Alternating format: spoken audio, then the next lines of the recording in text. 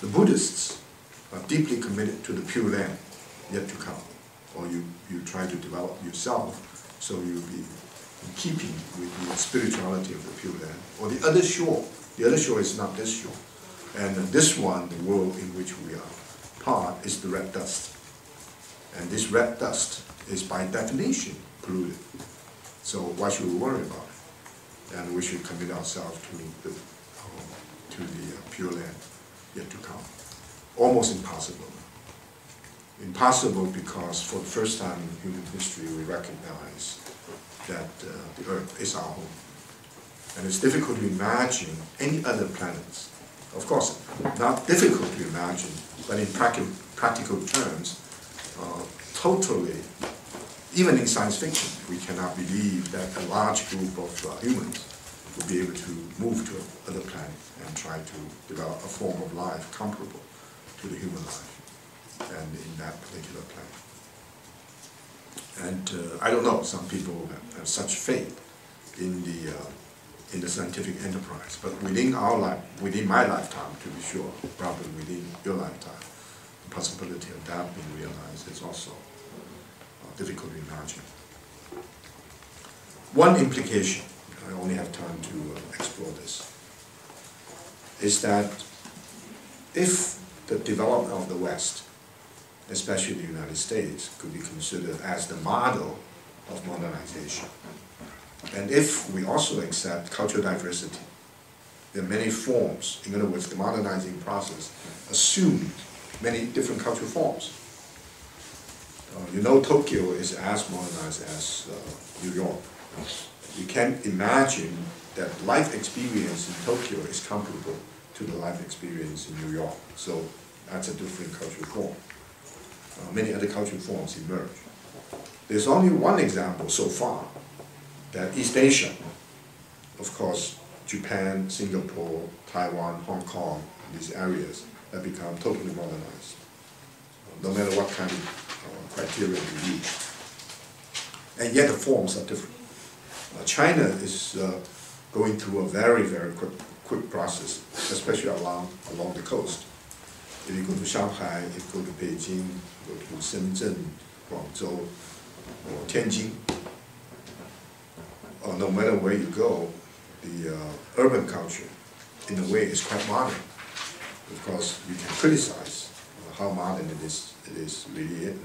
really is, and how sustainable that modernity, But at this juncture, in terms of life experience, they're modern, but at different cultural forms. So one question to bear in mind is the continuous presence of traditions in the modernizing process.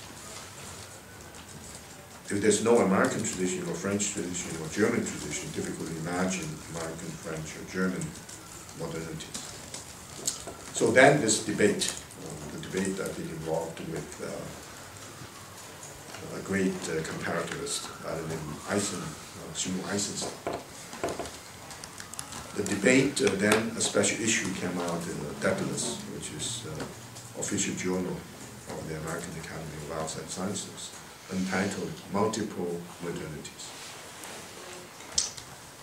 Shimo Eisenstadt is not only he refuses to accept it, to a certain extent, of course, they can appreciate it, but his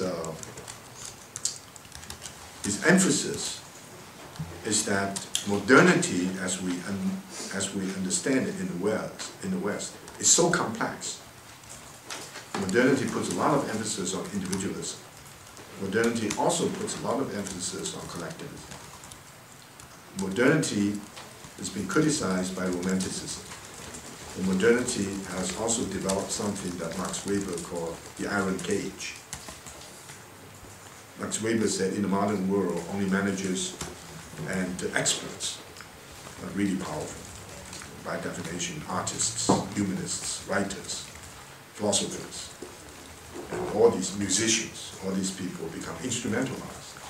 They serve the need of the society to enrich the life of the people, but the society basically dominated by managers and experts.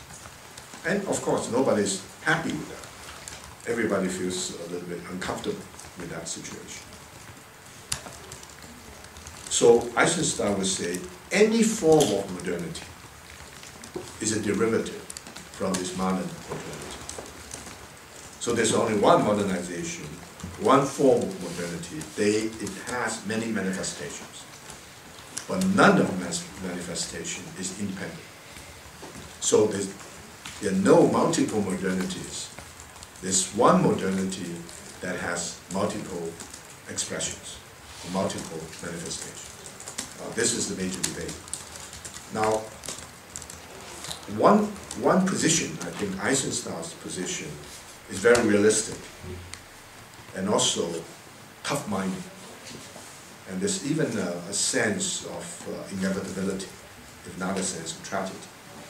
That is, all human beings are overwhelmed by this process, and no one can escape them. My position is a bit idealistic and probably unrealistic, because I assume, according to this line of thinking, if Protestant ethic has contributed to the spirit of capitalism in the West, Confucian ethic may have contributed to the development of modernization in East Asia. Now, if the Confucian